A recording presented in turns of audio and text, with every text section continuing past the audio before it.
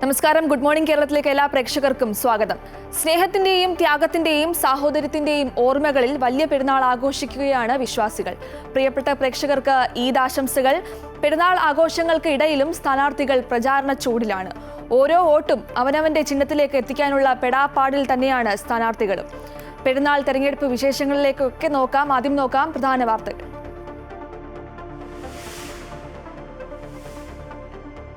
മഹാത്യാഗത്തിന്റെ സ്മരണകളിൽ ഇന്ന് ബലിപ്പെരുന്നാൾ. പള്ളികളിലും ഈദ്ഗാഹുകളിലും പ്രത്യേക പെരുന്നാൾ നമസ്കാരങ്ങൾ.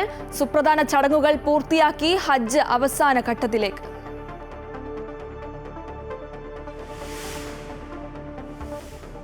നിലമ്പൂരിൽ പിണറായിസത്തിനെതിരായ വിധിയെഴുത്തുണ്ടാകുമെന്നും TP ചന്ദ്രശേഖരനുണ്ടായ വിധി തനിക്കും ഉണ്ടാകുമോ എന്ന ആശങ്ക ഉണ്ടെന്നും PV അൻവർ. UDF-ഉം BJP-യും വികസന വിഷയങ്ങൾ ചർച്ച ചെയ്യുന്നില്ലെന്ന് M സ്വരാജ്.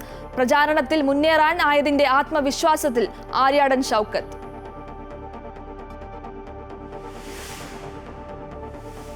തൃശൂരിൽ ബസ്സുകൾ കൂട്ടിയിടിച്ചു, 15 പേർക്ക് പരിക്ക്. മുണ്ടൂരിൽ കർണാടക RTC-യുടെ പിന്നിൽ കേരള RTC ഇടിച്ചുകയറി. അപകടം പുലർച്ചെ 5 മണിയോടെ.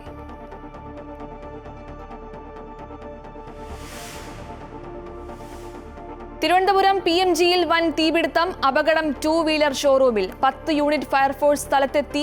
തീ നിയന്ത്രണ വിധേയം.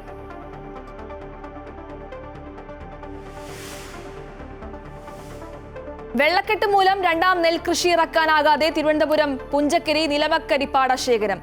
മൈനർ ഇറിഗേഷൻ വകുപ്പിന്റെ അനാസ്ഥയെന്ന് പാടശേഖര സമിതി.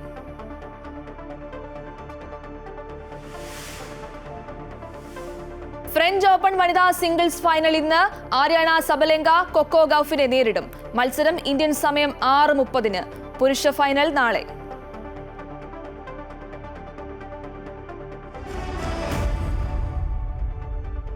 തിരുവനന്തപുരം PMGയിലെ TVS സ്കൂട്ടർ ഷോറൂമിൽ തീപിടുത്തം. പുലർച്ചെ 4 മണിക്കാണ് തീ പടർന്നത്. 10 യൂണിറ്റ് ഫയർഫോഴ്സ് സ്ഥലത്തെത്തി. തീ നിയന്ത്രണ വിധേയമായി. ഷോർട്ട് സർക്യൂട്ടാണ് അപകട കാരണമെന്നാണ് സംശയിക്കുന്നത്. വിവരങ്ങളുമായി ദേവിക ചേരുന്നുണ്ട്. ദേവിക, 10 യൂണിറ്റ് ഫയർഫോഴ്സ് സ്ഥലത്തെത്തി തീയണയ്ക്കാനുള്ള ശ്രമം നടത്തുന്നു എന്ന് പറയുമ്പോൾ വലിയൊരു തീപിടുത്തം തന്നെയാണ് നഗരമധ്യത്തിൽ ഉണ്ടായിരിക്കുന്നത്. എന്താണ് ഇപ്പോൾ അവിടുത്തെ ഒരു സാഹചര്യം?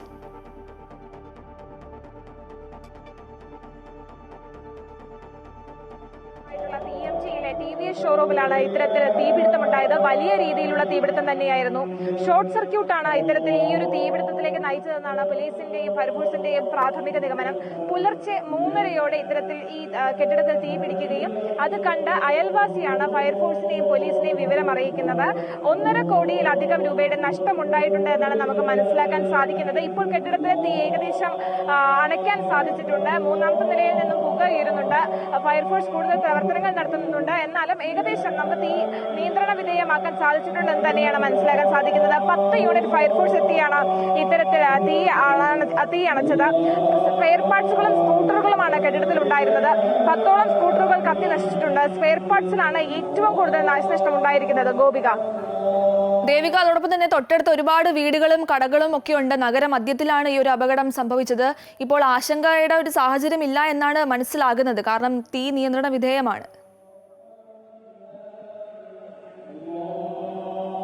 3:30-ക്കാണ് ഞാൻ നേരത്തെ സൂചിപ്പിച്ചതുപോലെ ഇത്തരത്തിൽ തീ പടർന്നത്. പക്ഷെ തീ പടർന്ന സമയത്ത് തന്നെ കൃത്യമായിട്ട് ഇത്തരത്തിൽ അയൽവാസികൾ ഇത്തരത്തിലൊരു തീപിടുത്തത്തെ പറ്റി അറിയുകയും അത് അറിയിക്കേണ്ടവരെ കൃത്യമായി അറിയിക്കുകയും ചെയ്തുകൊണ്ട് തന്നെ പല സ്ഥലങ്ങളിലോട്ടും, അതായത് സമീപത്തുള്ള കടകളിലോട്ടോ മറ്റു ഫ്ളാറ്റുകളിലോട്ടോ ഒന്നും തന്നെ തീ പടർന്നിട്ടില്ല എന്നത് ആശ്വാസകരമാണ്. 10 യൂണിറ്റോളം ഫയർഫോഴ്സ് എത്തിയാണ് ഈ കൃത്യമായിട്ടുള്ള ഇടപെടലിലൂടെ ഇത്തരത്തിൽ തീ നിയന്ത്രണ വിധേയമാക്കിയത്. 3 മണിക്കൂർ, ഏകദേശം 3 മണിക്കൂർ സമയമെടുത്താണ് ഇത്തരത്തിൽ ഈ സ്കൂട്ടർ ഷോറൂമിൽ പടർന്നു പിടിച്ച തീ നിയന്ത്രണ വിധേയമാക്കിയത്. നിലവിൽ എന്തായാലും ആശങ്കയ്ക്ക് വകയില്ല. ഗോപിക. ശരി. തിരുവനന്തപുരം PMGയിലെ TVS സ്കൂട്ടർ ഷോറൂമിലുണ്ടായ തീപിടുത്തം നിയന്ത്രണ വിധേയമാണ്. ആശങ്കപ്പെടേണ്ട സാഹചര്യമില്ല എന്നാണ് ദേവിക നൽകിയ റിപ്പോർട്ടിൽ പറയുന്നത്. കോഴിക്കോട് കുളങ്ങര പീടികയിൽ പേപ്പർ കെട്ടുകൾ സൂക്ഷിച്ച കടയിൽ തീപിടുത്തം. എക്കോ പേപ്പേഴ്സ് ആൻഡ് സ്ക്രാപ്പ് എന്ന സ്ഥാപനത്തിന്റെ ഷെഡിൽ സൂക്ഷിച്ച പേപ്പറിനാണ് തീപിടിച്ചത്. പുലർച്ചെ 1:20-നാണ് സംഭവം. മീൻചന്തയിൽ നിന്ന് ഉൾപ്പെടെ 3 ഫയർ യൂണിറ്റ് എത്തി 4 മണിക്കൂറോളം പരിശ്രമിച്ചാണ് തീ പൂർണ്ണമായും അണച്ചത്. 5 ലക്ഷം രൂപയുടെ നാശനഷ്ടം ഉണ്ടായതായാണ് പ്രാഥമിക നിഗമനം. ഷെഡിനോട് ചേർന്നുള്ള ബീഹാറുകാരായ തൊഴിലാളി കുടുംബം താമസിക്കുന്ന വീടും തീപിടുത്തത്തിൽ ഭാഗികമായി കത്തിനശിച്ചു. കുടുംബം ബക്രീദ് ലീവിന് നാട്ടിൽ പോയതിനാൽ വൻ അപകടമാണ് ഒഴിവായത്.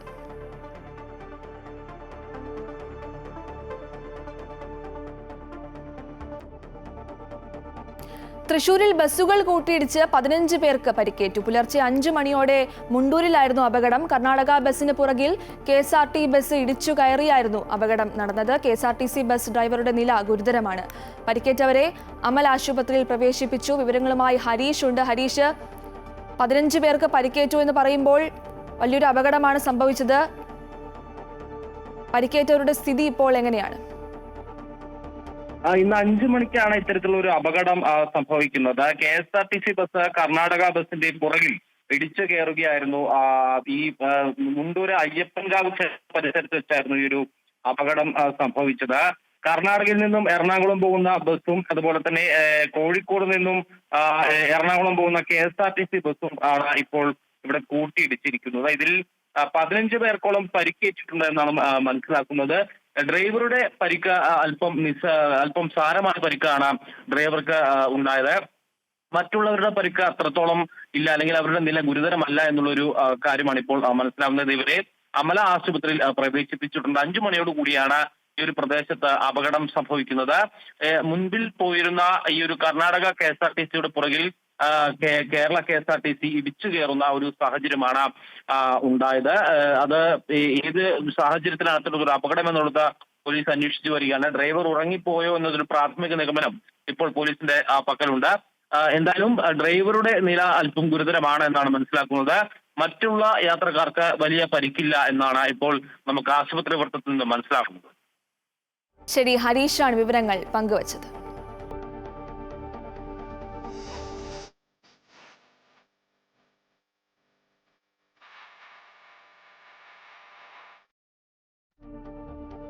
മഹാത്യാഗത്തിന്റെ സ്മരണകളിൽ ഇന്ന് ബലിപ്പെരുന്നാൾ. സംസ്ഥാനത്ത് വിവിധ ജമാഅത്തുകളുടെ നേതൃത്വത്തിൽ പള്ളികളിലും പ്രത്യേക പെരുന്നാൾ നമസ്കാരങ്ങൾ നടക്കും. വിവരങ്ങളുമായി മലപ്പുറത്ത് നിന്നും TK അരവിന്ദൻ ചേരുന്നുണ്ട്. അരവിന്ദൻ, സ്ഥാനാർത്ഥികളെല്ലാം ഈദ്ഗാഹുകളിൽ പങ്കെടുക്കുകയാണ്. ത്യാഗത്തിന്റെ സ്മരണത്തിന്റെ ബലിപ്പെരുന്നാൾ ആഘോഷിക്കുകയാണ്. ഈ ആഘോഷത്തിന്റെ നടുവിലും പ്രചാരണം മുന്നോട്ട് സജീവമായി കൊണ്ടുപോവുകയാണ്. ഇപ്പോൾ PV അൻവറും ഈദ്ഗാഹിൽ പങ്കെടുക്കുന്നുണ്ട് എന്നറിയാൻ സാധിക്കുന്നുണ്ട്. എന്താണ് വിവരങ്ങൾ? തീർച്ചയായും ഗോപിക, എടക്കര മസ്ജിദ് സലാം എന്ന എടക്കരയിലെ മസ്ജിദിലാണ് ഇപ്പോൾ PV അൻവർ പങ്കെടുത്തുകൊണ്ടിരിക്കുന്നത്. അദ്ദേഹം നിസ്കാരത്തിൽ പങ്കെടുത്തുകൊണ്ടിരിക്കുകയാണ്. ഈദ്ഗാഹിലായിരുന്നു നേരത്തെ നിശ്ചയിച്ചിരുന്നത്. എന്നാൽ ഈ മഴ കാരണം ഈദ്ഗാഹ് മസ്ജിദിലേക്ക് മാറ്റി. ഇപ്പോൾ മസ്ജിദിലാണ് പ്രത്യേക പെരുന്നാൾ നമസ്കാരം നടക്കുന്നത്. നമുക്കറിയാം, മഹാത്യാഗത്തിൻ്റെ ഒരു പ്രതീകമാണ് ബലിപെരുന്നാൾ എന്നത്. ഇബ്രാഹിം നബിയുടെ ത്യാഗത്തിൻ്റെ, സ്വന്തം പുത്രനെ തന്നെ ബലി നൽകാൻ തയ്യാറായ ഇബ്രാഹിം നബിയുടെ ത്യാഗത്തിൻ്റെ സ്മരണയാണ് ബലിപെരുന്നാൾ. എന്തായാലും ഈ പെരുന്നാൾ ദിനത്തിൽ ഇവിടെ നിലമ്പൂരിൽ രാഷ്ട്രീയ നേതാക്കളും സ്ഥാനാർത്ഥികളെല്ലാം തിരക്കിലാണ്. പ്രധാനമായും PV അൻവർ എടക്കരയിലെ ജുമാ മസ്ജിദിലും അതുപോലെ തന്നെ ആദർ ഷൗക്കത്ത് നിലമ്പൂരിലെ മുക്കട്ട ജുമാ മസ്ജിദിലുമാണ് പെരുന്നാൾ നമസ്കാരത്തിൽ പങ്കെടുക്കുന്നത്. ഈ അവസരത്തിൽ നിരവധി പേർ എടക്കരയിലെ ജുമാ മസ്ജിദിൽ എത്തിയിട്ടുണ്ട്. ഇവിടെ ഇപ്പോൾ പെരുന്നാൾ നമസ്കാരം പുരോഗമിച്ചുകൊണ്ടിരിക്കുകയാണ്. അൻവർ ഇപ്പോൾ നമസ്കാരത്തിൽ പങ്കെടുത്തുകൊണ്ടിരിക്കുന്നു. നിരവധി വിശ്വാസികളും ഇവിടെ എത്തിയിട്ടുണ്ട്.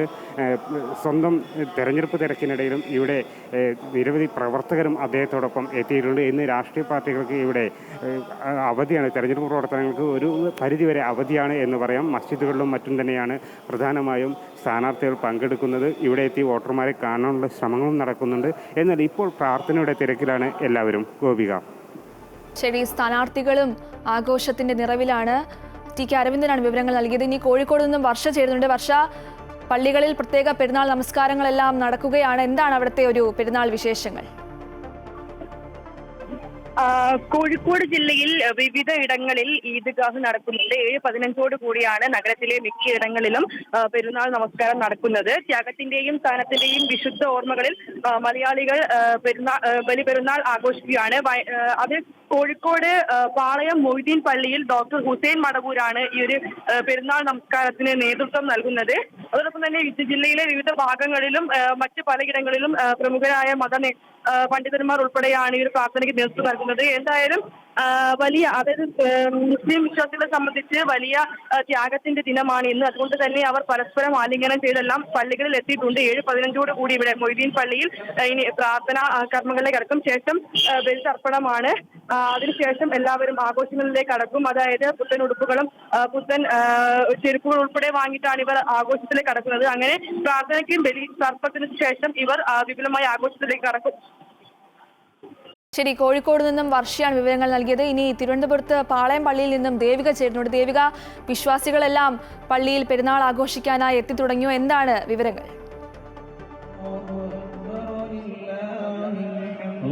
പാളയം ഇമാം ഡോക്ടർ വി.പി. സുഹൈൽ മൗലവിയുടെ നേതൃത്വത്തിലാണ് ഇത്തരത്തിൽ ഇവിടെ ചന്ദ്രശേഖർ നായർ സ്റ്റേഡിയത്തിൽ ഇത്തരത്തിൽ ഈദ്ഗാഹ് നമസ്കാരം നടക്കുക. ഞാനിപ്പോൾ ഉള്ളത് ചന്ദ്രശേഖർ നായർ സ്റ്റേഡിയത്തിലാണ്. ഇവിടെ ഏകദേശം എല്ലാ ഒരുക്കങ്ങളും പൂർത്തിയായിട്ടുണ്ട്. ആളുകളൊക്കെ എത്തി തുടങ്ങിയിട്ടുണ്ട്. 7:30 ഇവിടെ ഈദ് നമസ്കാരം നടക്കുക. നമുക്കറിയാം, ത്യാഗത്തിന്റെയും ആത്മവിശ്വാസത്തിന്റെയും ഓർമ്മ ഒതുക്കിയാണ് ആളുകൾ, ഇത്തരത്തിൽ വിശ്വാസികൾ, ലോകമെമ്പാടുമുള്ള മുസ്ലിം സഹോദരങ്ങൾ ഇത്തരത്തിൽ ഇന്ന് വലിയ പെരുന്നാൾ ആഘോഷിക്കുന്നത്. അള്ളാഹുവിനെ ഇത്തരത്തിൽ തന്റെ മകനെ തന്നെ ത്യാഗം ചെയ്തതിന്റെ ഓർമ്മയ്ക്ക് വേണ്ടി കൂടിയാണ് ഇത്തരത്തിൽ ഒരു വലിയ പെരുന്നാൾ നമസ്കാരം ഈ മുസ്ലിം സഹോദരങ്ങൾ ആഘോഷിക്കുന്നത്. പരസ്പരം ആശംസകൾ കൈമാറിയും ഭക്ഷണം പങ്കുവച്ചും എല്ലാവരും ഇത് ആഘോഷമാക്കും. എന്തായാലും 7:30 ഇവിടെ ഈദ് നമസ്കാരം നടക്കും. പാളയം ഇമാം ആയ ഡോക്ടർ വി.പി. സുഹൈൽ മൗലവി ആയിരിക്കും ഇത്തരത്തിൽ ഇവിടെ നടക്കുന്ന ഈ ഈദ് നമസ്കാരത്തിന് നേതൃത്വം നൽകുക. ഗോപിക.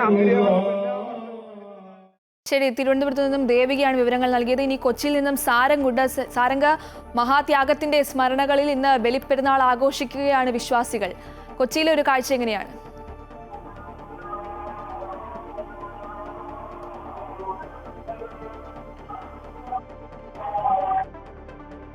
കൊച്ചിയിൽ നിന്നും പെരുന്നാൾ വിശേഷങ്ങളുമായി സാരംഗ് ചേരുന്നുണ്ട്. സാരംഗ്, വിശ്വാസികൾ ഇന്ന് ബലിപ്പെരുന്നാൾ ആഘോഷിക്കുന്നു. എന്താണ് അവിടുത്തെ വിശേഷങ്ങൾ? തീർച്ചയായും പറഞ്ഞതുപോലെ തന്നെ ലോകമെമ്പാടുമുള്ള ഇസ്ലാം മതവിശ്വാസികൾ ഇത്തരത്തിൽ പെരുന്നാൾ ആഘോഷവുമായി ബന്ധപ്പെട്ട് പെരുന്നാൾ ആഘോഷവുമായി ബന്ധപ്പെട്ട് വിവിധ മുസ്ലിം പള്ളികളിലേക്ക് എത്തിയിട്ടുണ്ട്. ഇതിന്റെ ആരംഭങ്ങളൊക്കെ പോലെ തന്നെ ഈ ചടങ്ങുകളും അല്ലെങ്കിൽ ഇത്തരത്തിൽ നിസ്കാര പരിപാടികളും അല്പസമയത്തിനകം തന്നെ നടക്കും. ഇത്തരത്തിൽ 7:45 പല പള്ളികളിലും ചടങ്ങ് നടക്കുക. ഇതിനകം തന്നെ നിരവധി ആളുകൾ എത്തിയിട്ടുണ്ട്. പല പള്ളികളായിട്ട്, അതായത് കലൂർ മുസ്ലിം ജമാഅത്ത് പള്ളിയിൽ, മുസ്ലിം പള്ളിയിൽ സലാഹുദ്ദീൻ ബുഖാരിയുടെ നേതൃത്വത്തിലാണ് ചടങ്ങ് ആരംഭിക്കുന്നത്. പിന്നെ കലൂർ ഹിദായത്തുൽ ഇസ്ലാം ഗദർ ജുമാ മസ്ജിദിൽ സുബൈർ സഖാഫി മേലാറ്റൂരിന്റെ നേതൃത്വത്തിലാണ് ചടങ്ങുകൾ ആരംഭിക്കുന്നത്. ഈ നിസ്കാര ചടങ്ങുകളും മറ്റും അല്പം സമയത്തിനകം തന്നെ നടക്കും. ഈ ചടങ്ങുകളൊക്കെ കഴിഞ്ഞതിന് ശേഷമായിരിക്കും ഇത്തരത്തിൽ വിശ്വാസികൾ ഒന്നടങ്കം അവരുടെ വീടുകളിൽ ഒത്തുകൂടുന്നത്. അതുപോലെ തന്നെ മറ്റ് പുതുവസ്ത്രങ്ങളൊക്കെ അണിഞ്ഞ് മറ്റ് ബന്ധുക്കളുടെയും അല്ലെങ്കിൽ സുഹൃത്തുക്കളുടെയൊക്കെ വീട്ടിലേക്ക് പോയി ഇത്തരത്തിൽ ബലിപ്പെരുന്നാളുടെ ആശംസകളും സമ്മാനങ്ങളും ഒരു ആശയങ്ങളും കൈമാറി അത്തരത്തിലൊരു വലിയ വിപുലമായ ആഘോഷം തന്നെയായിരിക്കും എല്ലാ പള്ളികളിലും നടക്കുന്നത്. എന്തായാലും ആളുകളെ എത്തിത്തുടങ്ങിയിട്ടുണ്ട്. ശരി, കൊച്ചിയിൽ നിന്നും സാരംഗാണ് വിവരങ്ങൾ നൽകിയത്. ഇനി പെരുന്നാൾ വാർത്തകളിലേക്ക് മടങ്ങിയെത്താം. മറ്റു വാർത്തകൾ നോക്കാം. തുടർച്ചയായി അച്ചടക്ക നടപടികൾ നേരിടുകയാണ് പത്തനംതിട്ട ജില്ലയിലെ പോലീസ്. മാസങ്ങളുടെ ഇടവേളകളിൽ 10ഓളം പോലീസ് ഉദ്യോഗസ്ഥരെയാണ് വിവിധ കാരണങ്ങളുടെ പേരിൽ സസ്പെൻഡ് ചെയ്തത്. ജില്ലയിലെ പോലീസുകാർക്കെതിരെ നിരവധി പരാതികൾ റിപ്പോർട്ട് ചെയ്യപ്പെടുന്നതായും ജില്ലയിലെ പോലീസ് സംവിധാനം ക്രിമിനൽസിന്റെ കയ്യിലാണ് എന്നും പ്രതിപക്ഷം ആരോപിക്കുന്നു. മാസങ്ങളുടെ ഇടവേളകളിൽ പത്തനംതിട്ട ജില്ലയിലെ പോലീസിനെതിരെ നിരവധി പരാതികളാണ് ഉയർന്നു വന്നത്. ദളിത് കുടുംബത്തെ ബാറിന് മുന്നിലിട്ട് തല്ലിച്ചതച്ച സംഭവം മുതൽ പോക്സോ കേസ് പ്രതിയായ അഭിഭാഷകനെതിരെ അന്വേഷണം അട്ടിമറിക്കാൻ ശ്രമിച്ചതടക്കം ഇതിൽ ഉൾപ്പെടുന്നു. കഞ്ചാവ് വലിച്ചുവെന്നാരോപിച്ച് കോയിപ്രം പോലീസ് ക്രൂരമായി തല്ലിച്ചതച്ച മധ്യവയസ്കൻ ആത്മഹത്യ ചെയ്തതും വലിയ വാർത്തയായിരുന്നു. കോന്നിയിൽ പരാതിക്കാരനൊപ്പം പോലീസ് സ്റ്റേഷനിലെത്തിയ CPM നേതാവിനെ പോലീസുകാരൻ കയ്യേറ്റം ചെയ്തതും വിവാദമായ സംഭവമാണ്. DYSP അടക്കം 10ഓളം പോലീസ് ഉദ്യോഗസ്ഥരാണ് ഈ വിഷയങ്ങളിൽ സസ്പെൻഷൻ നടപടി നേരിട്ടത്. പോലീസിന്റെ ക്രിമിനൽ വാസനയെ ചെറുക്കാൻ സർക്കാർ കാര്യക്ഷമമായി ഇടപെടുന്നില്ലെന്നാണ് പ്രതിപക്ഷത്തിന്റെ ആരോപണം. ജില്ലയിലെ പോലീസ് സംവിധാനം ഇപ്പോൾ മാത്രമല്ല തകരാറിലാക്കി. ഈ ഗവൺമെന്റ് അധികാരത്തിൽ വന്ന അന്ന് മുതൽ തുടങ്ങിയ കാര്യങ്ങളാണ് ഇവിടെ ആവർത്തിച്ചുകൊണ്ടിരിക്കുന്നത്. ദിവസവും പത്രം എടുത്താൽ ഇപ്പോൾ നേരത്തെ കൊലപാതകങ്ങളുടെ റിപ്പോർട്ടുകളായിരുന്നു. ഇപ്പൊ പോക്സോ കേസിലെ പ്രതികളെ സംരക്ഷിക്കുക, ജനപ്രതിനിധികളെ CPM MLAയുടെ നേതൃത്വത്തിൽ നിയമം നടപ്പിലാക്കുക, ഇതൊക്കെയുള്ള പ്രവർത്തനങ്ങളുടെ റിപ്പോർട്ടുകളാണ് വന്നിരിക്കുന്നത്. ജനങ്ങളുടെ ജീവനും സ്വത്തിനും സംരക്ഷണം നൽകാൻ ബാധ്യസ്ഥരായ പോലീസ് ഉദ്യോഗസ്ഥന്മാർ CPM പാർട്ടിയുടെ ലോക്കൽ കമ്മിറ്റി സെക്രട്ടറിമാർ ചെയ്യുന്നതിനേക്കാൾ ഉള്ള ജോലികളാണ് ചെയ്തു കൊടുത്തത്. ഓവർ ടൈം ഡ്യൂട്ടിയും അമിത ജോലിഭാരവും പോലീസ് ഉദ്യോഗസ്ഥരുടെ അച്ചടക്കം നഷ്ടപ്പെടാൻ കാരണമായെന്നാണ് ഡിപ്പാർട്ട്മെന്റിനുള്ളിൽ തന്നെയുള്ള സംസാരം. പൊതുജനങ്ങൾക്ക് സുരക്ഷയൊരുക്കേണ്ട പോലീസ് സംവിധാനം തുടർച്ചയായി പ്രതിക്കൂട്ടിലാകുമ്പോൾ നാടിൻ്റെ ക്രമസമാധാന പരിപാലനമാണ് പ്രതിസന്ധിയിലാകുന്നത്. അമൃത ന്യൂസ്, പത്തനംതിട്ട. പത്തനംതിട്ട വാഴമുട്ടത്തെ കുരിശടിയിൽ മോഷണശ്രമം നടത്തിയ പ്രതിയെ പോലീസ് പൊക്കിയപ്പോൾ തെളിഞ്ഞത് സംസ്ഥാനത്ത് വിവിധ ഇടങ്ങളിൽ നടത്തിയ വാഹനമോഷണ കേസുകൾ. പത്തനംതിട്ട പോലീസാണ് 21-കാരനായ മോഷ്ടാവിനെ പിടികൂടിയത്. ഇയാൾ മോഷ്ടിച്ച വാഹനങ്ങളും കണ്ടെത്തിയിട്ടുണ്ട്. മെയ് 30 പുലർച്ചെ 5:30 വാഴമുട്ടം സെന്റ് ബെഹനാൻസ് പള്ളി കുരിശടിയുടെ ചില്ലുകൾ തകർക്കപ്പെട്ടത്. CCTVയിൽ ഓട്ടോറിക്ഷയിലെത്തിയ ആളാണ് മോഷണശ്രമം നടത്തിയതെന്ന് വ്യക്തമായി. ഓട്ടോറിക്ഷ കേന്ദ്രീകരിച്ച് നടത്തിയ അന്വേഷണത്തിൽ വാഴമുട്ടത്തിന് സമീപം വാടക വീട്ടിൽ നിന്നും ഓട്ടോയും ഒപ്പം 21-കാരനായ മോഷ്ടാവ് അനന്തകൃഷ്ണനെയും കാമുകിയെയും പിടികൂടി. ചോദ്യം ചെയ്യലിൽ ഓട്ടോറിക്ഷ മലപ്പുറം കുറ്റിപ്പുറത്ത് നിന്ന് മോഷ്ടിച്ചതാണെന്ന് കണ്ടെത്തി. പിന്നാലെ മറ്റു മോഷണങ്ങളുടെയും ചുരുളഴിഞ്ഞു. കുറ്റിപ്പുറം സ്വദേശി അവിടെ വെച്ച് ഓൺലൈനായിട്ട് ഒരു കുട്ടിയെ പരിചയപ്പെട്ടിട്ട് ഇവിടെ വന്ന് അതിനുമായിട്ട് പരിചയപ്പെട്ട് ഇവിടെ വന്ന് താമസിക്കുകയും അപ്പോൾ തുടർന്ന് ഞങ്ങൾ അന്വേഷിച്ചപ്പോഴാണ് മനസ്സിലാകുന്നത് ഈ ഓട്ടോറിക്ഷ കുറ്റിപ്പുറത്തുനിന്ന് മോഷണം ചെയ്തൊരു ഓട്ടോറിക്ഷയാണ്. ഇത് വീണ്ടും ക്വസ്റ്റ്യൻ ചെയ്തപ്പോഴാണ് ഇയാൾ ഇവിടുന്ന് തന്നെ പള്ളിക്കൂട് നിന്നൊരു ബൈക്ക് മോഷ്ടിച്ചപ്പോഴായിട്ടും അതുപോലെ തന്നെ അവിടുന്ന് ഈ കുറ്റിപ്പുറം തൃപ്പാരൂർ ഭാഗത്തുനിന്ന് നമുക്ക് ഇവിടുത്തെ തന്നെ ഒരു ബൈക്ക് റിക്കവർ ചെയ്യാൻ കഴിയും. ഓട്ടോറിക്ഷ മോഷണം പോയതുമായി ബന്ധപ്പെട്ട് മലപ്പുറം കുറ്റിപ്പുറം പോലീസ് അന്വേഷണം നടത്തുന്നുണ്ടായിരുന്നു. ഇതിനു പുറമെ ഇതേ ഓട്ടോറിക്ഷയ്ക്ക് തൊടുപുഴയിൽ നിന്നും ഇന്ധനമടിച്ച ശേഷം പണം നൽകാതെ മുങ്ങിയെന്ന പരാതിയിൽ തൊടുപുഴ പോലീസും അന്വേഷണം നടത്തി വരികയായിരുന്നു. 28-ാം തീയതി വണ്ടി കൊണ്ട് സൈഡാക്കിയതാണ്. വീട്ടിൻ്റെ കുറച്ച് അടുത്തായിട്ട് ഒരു പറമ്പിൽ രാവിലെ 29-ാം തീയതി രാവിലെ വണ്ടി സ്റ്റാർട്ടാക്കാൻ വേണ്ടി വന്നപ്പോൾ വണ്ടി കാണാനില്ല. അപ്പോൾ കുറ്റിപ്പുറം സ്റ്റേഷനിൽ ഞങ്ങൾ പരാതി കൊടുത്തിരുന്നു. പിന്നെ ഒരു 3 ദിവസം കഴിഞ്ഞപ്പോൾ തൊടുപുഴ പെട്രോൾ പമ്പിൽ വെച്ചിട്ട് നമ്മളെ വണ്ടി എണ്ണ അടിച്ചിട്ട് പൈസ കൊടുത്തില്ല. അപ്പോൾ പെട്രോൾ പമ്പിൽ നിന്ന് നമ്പർ തൊടുപുഴ പോലീസ് സ്റ്റേഷനിൽ കൊടുത്തിട്ട് അവർ നമുക്ക് വിളിച്ചു. അപ്പോഴാണ് വണ്ടിനെ കുറിച്ചുള്ള വിവരം നമ്മൾ അറിയുന്നത്. മുൻപ് വർക്ക്ഷോപ്പിൽ ജോലി ചെയ്തിരുന്ന ആളാണ് അനന്തകൃഷ്ണൻ. വാഹനങ്ങളുടെ പൂട്ടുപൊളിച്ച് വയറുകൾ പ്രത്യേക നിലയിൽ കൂട്ടിയോജിപ്പിച്ചാണ് ഇയാൾ വാഹനം സ്റ്റാർട്ടാക്കി കടക്കുന്നത്. പത്തനംതിട്ട പോലീസ് പിടികൂടിയ പ്രതിയെ കുരിശടിയിലെത്തിച്ച് തെളിവെടുപ്പ് നടത്തി. തുടർന്ന് കോടതിയിൽ ഹാജരാക്കി റിമാൻഡ് ചെയ്തു. അമൃത ന്യൂസ്, പത്തനംതിട്ട. വെള്ളക്കെട്ട് മൂലം രണ്ടാം നെൽകൃഷി ഇറക്കാനാകാതെ തിരുവനന്തപുരം പുഞ്ചക്കരി നിലമക്കരി പാടശേഖരം. മൈനർ ഇറിഗേഷൻ വകുപ്പിന്റെ അനാസ്ഥയാണ് സമയത്ത് കൃഷി നടത്താൻ കഴിയാത്തതിന്റെ കാരണമെന്നാണ് പാടശേഖര സമിതി ആരോപിക്കുന്നത്. തിരുവനന്തപുരം കോർപ്പറേഷനിലെ ഏക പാടശേഖരമാണ് പുഞ്ചക്കരി, നിലമക്കരി, മംഗിലക്കരി പാടശേഖരം. എന്നാൽ വലിയ വെള്ളക്കെട്ട് മൂലം പാടശേഖരത്തിൽ രണ്ടാം കൃഷി ഇറക്കാൻ കഴിയാത്ത സ്ഥിതി തുടരുകയാണ്. 20 ഹെക്ടർ നിലമക്കരി പാടശേഖരത്തിൽ നെല്ല് വിതയ്ക്കാൻ പാടമുഴുത് കഴിഞ്ഞപ്പോഴേക്കുമാണ് മഴയെ തുടർന്ന് ശക്തമായ വെള്ളക്കെട്ട് രൂപപ്പെട്ടത്. ആകെയുള്ള 3 മോട്ടറിൽ 2 തകരാറിലായതാണ് രണ്ടാം കൃഷി ഇറക്കാൻ തടസ്സമായി നിൽക്കുന്നത്. ഏതാണ്ട് 40ഓളം കർഷകർ കൃഷി ചെയ്യുന്ന ഒരു പാടശേഖരമാണ്. ഇപ്പം തന്നെ ഒരു പൂ കഴിഞ്ഞ അറുത്തതിന് ശേഷം രണ്ടാമത് കർഷകർ നിലം ഉഴുതിട്ടിരിക്കുകയാണ്. പിന്നെ വിത്ത് കൃഷി ഡിപ്പാർട്ട്മെൻറ്റ് തന്നു കഴിഞ്ഞു. പക്ഷേ ഇവിടെ 3 മോട്ടർ ഉള്ളതിൽ 2 പമ്പ് കേടാണ്. അത് മൈൻ ഇറിഗേഷനാണ് നന്നാക്കേണ്ടത്. ഈ വെള്ളം പറ്റാത്ത നിമിത്തമാണ് ഈ കൃഷി ഇപ്പം നമുക്ക് സമയത്തിന് ചെയ്യാൻ പറ്റാത്തത്. ഇത് ഹൈവേ ചെയ്ത സമയത്ത് വെള്ളായണി മുക്ക് മുതൽ ഏതാണ്ട് കൈമനം വരെയുള്ള വെള്ളം നിലമക്കരി, മാംഗിലക്കരി 2 പാടശേഖരത്തിലാണ് ഇറങ്ങുന്നത്. പക്ഷേ മുൻകാലങ്ങളിൽ ഇത് കുറേ വെള്ളം കരമന ആറ്റിലോട്ട് പോകുമായിരുന്നു. ഇത് അന്നത്തെ അശാസ്ത്രീയമായ നിർമ്മാണം കാരണം ഇത് മൊത്തം ഈ പാടശേഖരത്തിലാണ് വന്നിറങ്ങും. ഈ 2 പാടശേഖരങ്ങൾ, നിലമക്കരി, മാംഗിലക്കരി 2 പാടശേഖരങ്ങൾ വന്നിറങ്ങുകയും അതിവിടുത്തെ കൃഷിയെ മാത്രമല്ല ഇവിടുത്തെ താഴ്ന്ന പ്രദേശങ്ങളിൽ താമസിക്കുന്ന വീടുകളെയും എല്ലാം വെള്ളത്തിനടിയിലാക്കുകയാണ് ചെയ്യുന്നത്. നിലമക്കരി കൂടാതെ മംഗിലക്കരി പാടശേഖരത്തിൻ്റെയും അവസ്ഥ ഇതുതന്നെയാണ്. വെള്ളായിനി മുക്ക് മുതൽ കരമന വരെയുള്ള അനധികൃത നിർമ്മാണങ്ങളാണ് ഇരു പാടശേഖരങ്ങളെയും വെള്ളത്തിൽ മുക്കാൻ കാരണം. മഴയിൽ താഴ്ന്ന പ്രദേശത്തെ വീടുകൾ വരെ വെള്ളത്തിനടിയിലാകും. മോട്ടോറുകളുടെ അറ്റകുറ്റപ്പണി നടത്തിയില്ലെങ്കിൽ 40ഓളം വരുന്ന നെൽ കർഷകരാണ് ദുരിതത്തിലാകുന്നത്. അമൃത ന്യൂസ്, തിരുവനന്തപുരം.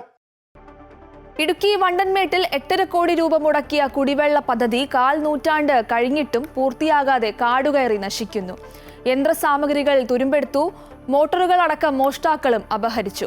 പദ്ധതിക്കായി മുടക്കിയ കോടികളെക്കുറിച്ചോ കരാറുകാരനെക്കുറിച്ചോ ഇപ്പോൾ വാട്ടർ അതോറിറ്റിക്കും അറിവില്ല. ജനോപകാരപ്രദമായ പദ്ധതികൾ നടപ്പാക്കുന്നതിൽ അധികൃതരുടെ അനാസ്ഥ എത്രത്തോളം എന്നതിന്റെ തെളിവാണ് ഇടുക്കി വണ്ടൻമേട്ടിൽ കാട് കയറി നശിക്കുന്ന ഈ കെട്ടിടവും ടാങ്കും അനുബന്ധ ഉപകരണങ്ങളും. 1995 കുടിവെള്ള പദ്ധതി ആരംഭിക്കുന്നത്. വണ്ടൻമേട് പുതുവലിൽ ചെക്ക് ഡാം നിർമ്മിച്ച് ഇവിടെ നിന്ന് വെള്ളം പമ്പ് ചെയ്ത് 2 കിലോമീറ്റർ അകലെയായി നിർമ്മിച്ചിരിക്കുന്ന ശുദ്ധീകരണ യൂണിറ്റിൽ എത്തിക്കും. ഇവിടെ നിന്നും വണ്ടൻമേട് ചക്കുപള്ളം പഞ്ചായത്തുകളിലെ ആയിരക്കണക്കിന് കുടുംബങ്ങളിലേക്ക് കുടിവെള്ളം എത്തിക്കാനായിരുന്നു പദ്ധതി. ഇതിനായി ആദ്യം 3.5 കോടിയും പിന്നീട് 5 കോടിയും ചിലവഴിച്ചു. പുതുവലിൽ ചെക്ക് ഡാം നിർമ്മിക്കാൻ നിശ്ചയിച്ചിരുന്ന സ്ഥലത്ത് പമ്പ് ഹൌസ് പണിത് ഇവിടെ നിന്നും ശുദ്ധീകരണ യൂണിറ്റിലേക്ക് പൈപ്പുകളും ഇട്ടു. എന്നാൽ ഇതിനുശേഷം ചെക്ക് ഡാം നിർമ്മിക്കുകയോ യൂണിറ്റിലേക്ക് ഒരു തുള്ളി വെള്ളം എത്തിക്കുകയോ ചെയ്തില്ല. ഈ 2 പഞ്ചായത്തിലുള്ള ജനങ്ങൾ വേനൽക്കാലമാകുമ്പോൾ വളരെ ബുദ്ധിമുട്ടുന്നുണ്ട് ഇതിനു വേണ്ടി. പക്ഷേ വെള്ളമില്ല. വെള്ളം എവിടുന്ന് കൊണ്ടിരുന്ന ആർക്കും അറിയത്തുമില്ല. വില്ല് മാറിക്കൊണ്ട് പോയതിനെ കെട്ടിടങ്ങളെല്ലാം പണിതിട്ടുണ്ടെന്നറിയാം. ശുദ്ധീകരിക്കാനുള്ള സംവിധാനങ്ങളും ഉണ്ട്. ഇതിനകത്ത് 10-50 മോട്ടറുകളുണ്ടായിരുന്നു ശുദ്ധീകരിക്കാനുള്ള. ആ മോട്ടറുകൾ പോലും ഇപ്പം കാണാനില്ല സ്ഥിതിയാണ്. എല്ലാം കള്ളന്മാർ മോഷ്ടിച്ചുകൊണ്ട് പോയി. പക്ഷെ അതുപോലും അധികാരികൾ ശ്രദ്ധയപ്പെടുത്തി അതിനെക്കുറിച്ച് അന്വേഷണം പോലും നടക്കുന്നില്ല എന്നുള്ളതാണ് സത്യം.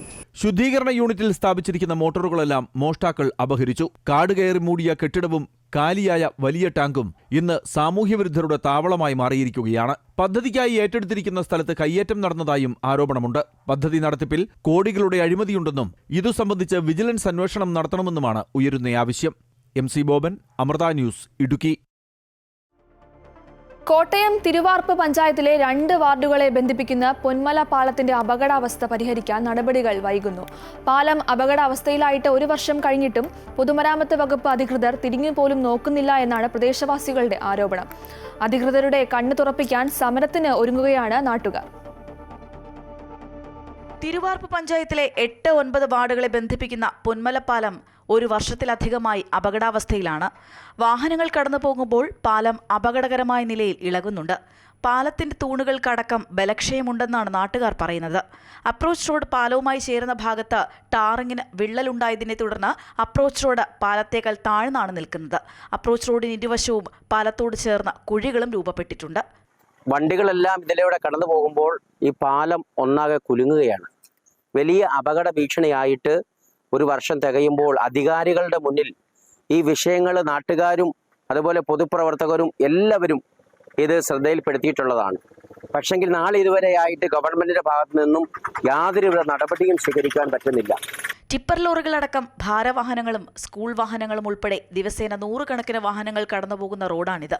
നിലവിലെ സ്ഥിതി തുടർന്നാൽ വൈകാതെ വലിയ അപകടങ്ങൾക്ക് പോലും സാധ്യതയുണ്ടെന്നും നാട്ടുകാർ ചൂണ്ടിക്കാട്ടുന്നു. ബൈക്ക്, ടിപ്പർ എല്ലാം മെയിൻ വാഹനങ്ങൾ ഇപ്പൊ ഇതിലെ തന്നെയാണ് പോകുന്നത്. ഒരു ടിപ്പർ ഇതിലെ കയറുമ്പോൾ തന്നെ മനുഷ്യന്റെ ചങ്ക് ഇടിക്കുക കടന്നുണ്ട്. പാലം മൊത്തത്തിൽ കടന്നുകൊണ്ട് കുലുങ്ങിക്കൊണ്ടിരിക്കുക. ഇപ്പൊ ബൈക്ക് പോലും കയറാൻ മേലാത്തൊരവസ്ഥയാണ് ഇപ്പോൾ വന്നിരിക്കുന്നത്. 100 കണക്കിന് സ്കൂൾ വണ്ടികൾ കുട്ടികളെയായിട്ട് യാത്ര ചെയ്തു പോകുന്നു.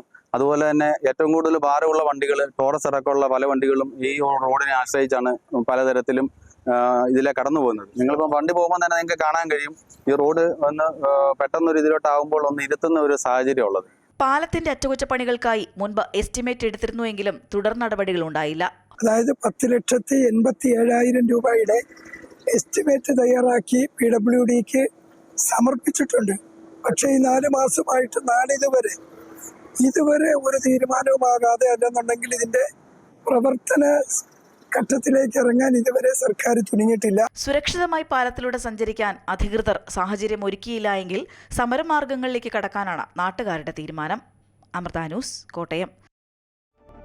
നടൻ ഷൈൻ ടോം ചാക്കോയുടെ പിതാവ് ചാക്കോയുടെ മൃതദേഹം തൃശൂരിലെ സ്വകാര്യ ആശുപത്രിയിൽ എത്തിച്ചു. വിദേശത്തുള്ള പെൺമക്കൾ നാട്ടിലെത്തുന്നതുവരെ മൃതദേഹം മോർച്ചറിയിൽ സൂക്ഷിക്കും. പെൺമക്കൾ എത്തിയതിനു ശേഷമേ സംസ്കാര ചടങ്ങുകൾ നടത്തുകയുള്ളൂ. ഇന്നലെ പുലർച്ചെ 6 മണിക്ക് സേലത്തിനടുത്ത് പാലക്കാട് വെച്ചായിരുന്നു വാഹനാപകടം. ഷൈൻ്റെ സഹോദരനും അമ്മയ്ക്കും ഡ്രൈവർക്കും പരിക്കേറ്റു. എറണാകുളത്ത് നിന്നും ബംഗളൂരുവിലേക്ക് പോവുകയായിരുന്നു കുടുംബം.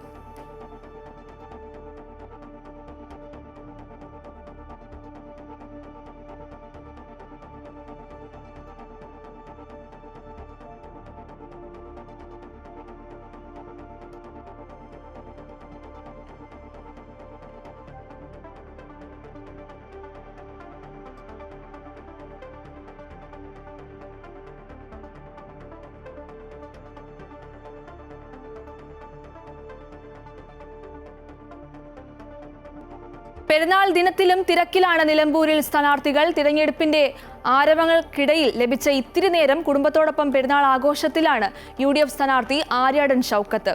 ഇതിനിടയിൽ പെരുന്നാൾ ഓർമ്മകളും തിരഞ്ഞെടുപ്പ് വിശേഷങ്ങളും സ്ഥാനാർത്ഥി അമൃത വാർത്തയോട് പ്രതികരിച്ചു. ഇബ്രാഹിം നബിയുടെ ത്യാഗത്തിൻ്റെ ഓർമ്മയിൽ വിശ്വാസികൾ ഇന്ന് ബലിപെരുന്നാൾ ആഘോഷിക്കുകയാണ്. സ്ഥാനാർത്ഥികൾക്കെല്ലാം ഈ പെരുന്നാളിൻ്റെ തിരക്കിലാണ്. ഈ അവസരത്തിൽ UDF സ്ഥാനാർത്ഥി ആര്യാടൻ ഷൗക്കത്ത് നമ്മളോടൊപ്പം ചേരുന്നു. പെരുന്നാൾ വിശേഷങ്ങളും ഒപ്പം രാഷ്ട്രീയ വിശേഷങ്ങളും പങ്കുവയ്ക്കാൻ. എന്തൊക്കെയാണ് ഈ പെരുന്നാളിൻ്റെ ഈ തിരക്കിനിടയിൽ പെട്ടെന്ന് ഓർമ്മിക്കാവുന്ന കാര്യം? അല്ല, പെരുന്നാൾ എനിക്കിങ്ങനെ നേരത്തെ എൻ്റെ പിതാവ് കൂടെ ഉണ്ടായിരുന്നപ്പോഴുള്ള പെരുന്നാളിൻ്റെ ഓർമ്മകൾ. പിന്നെ അദ്ദേഹം തന്നെ വളരെ കൃത്യമായി എന്ത വിഭവങ്ങൾ വേണമെന്ന് പോലും അദ്ദേഹം തീരുമാനിക്കുക. പിന്നെ മാത്രമല്ല, പെരുന്നാൾ ആഘോഷിക്കാത്ത കുറേ ആളുകളെ അവരൊക്കെ വിളിക്കും. അവരുടെ കൂടെയാണ് ഭക്ഷണം കഴിക്കുക, പെരുന്നാൾ ഭക്ഷണം കഴിക്കുക. അങ്ങനെയുള്ള അപ്പോൾ അതുകൊണ്ട് തന്നെ ഞാനും പിതാവ് വിളിച്ചിരുന്ന ആളുകളെയൊക്കെ ഞാനും വിളിച്ചുകൊണ്ടാണ് നമ്മുടെ ഉച്ചയ്ക്ക് തീന്മേശയിൽ ഭക്ഷണം വിളമ്പി വെച്ച് അവരോടൊത്താണ് ഭക്ഷണം കഴിച്ചാണ് പെരുന്നാൾ ആഘോഷിക്കാറുള്ളത്.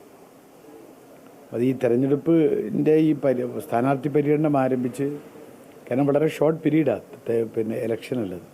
അതിനിടയിലുള്ള ഓട്ടപ്പാച്ചിലാണ്.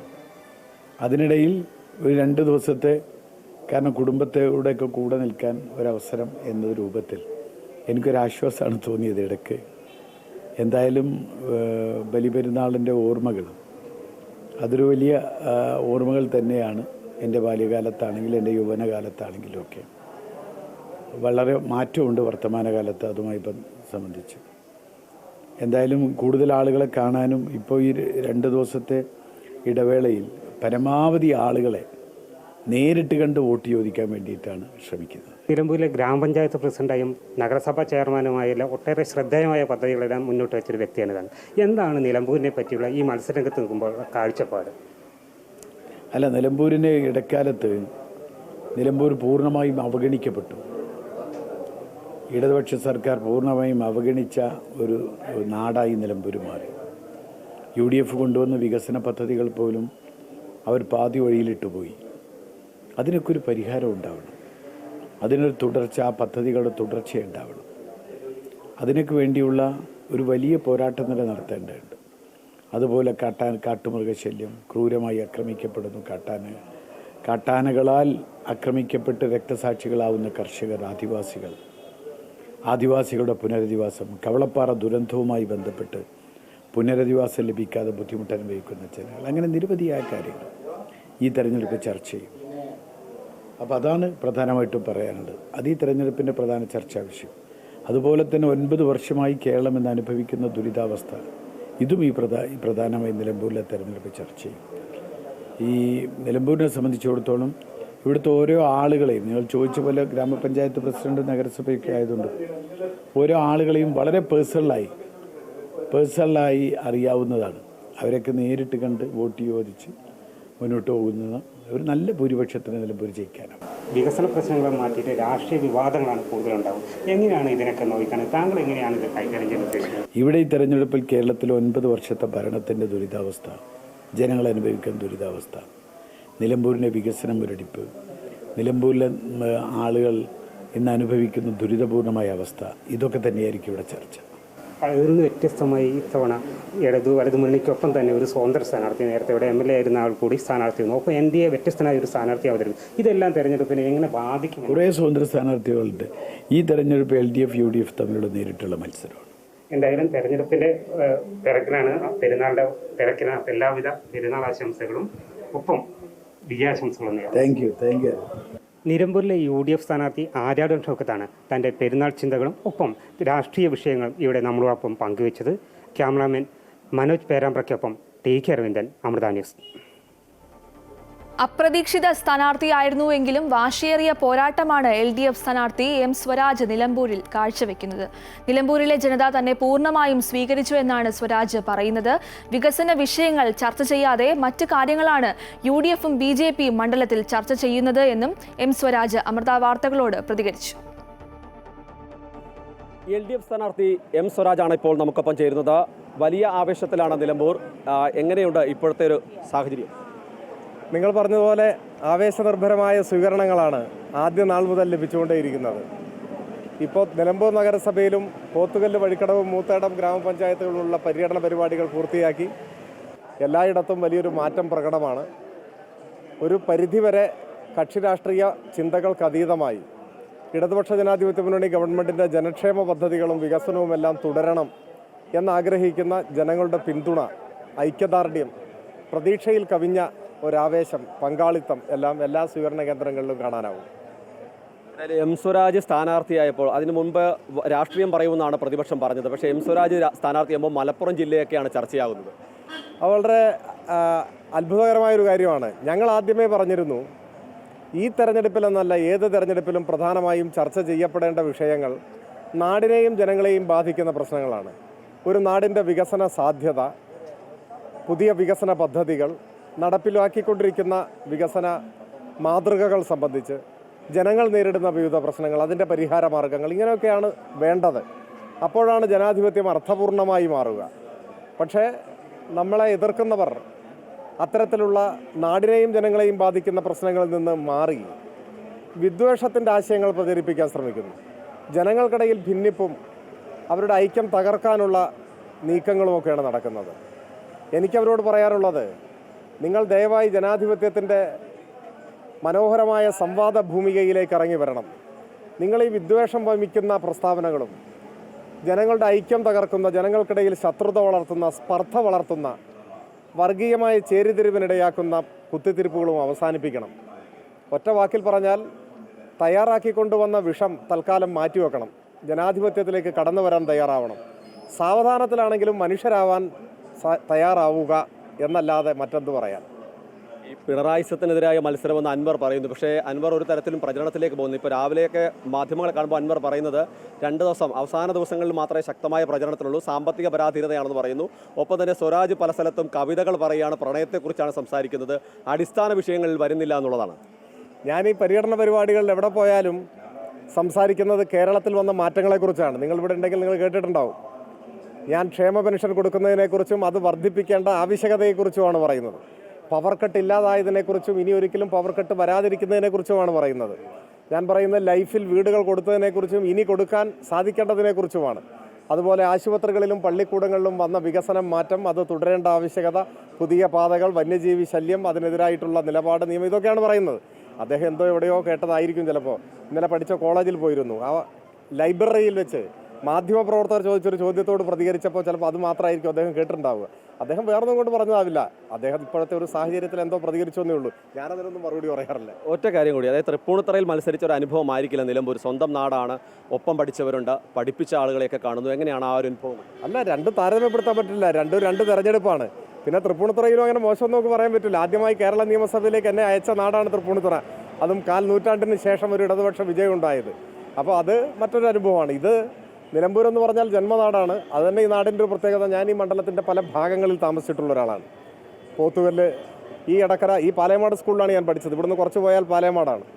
ആ സ്കൂളിലാണ് എൻ്റെ ഹൈസ്കൂൾ വിദ്യാഭ്യാസം ഉണ്ടായിരുന്നത്. ആ സമയത്ത് ഈ ശങ്കരംകുളത്തായിരുന്നു ഞാൻ പഠിച്ചത്.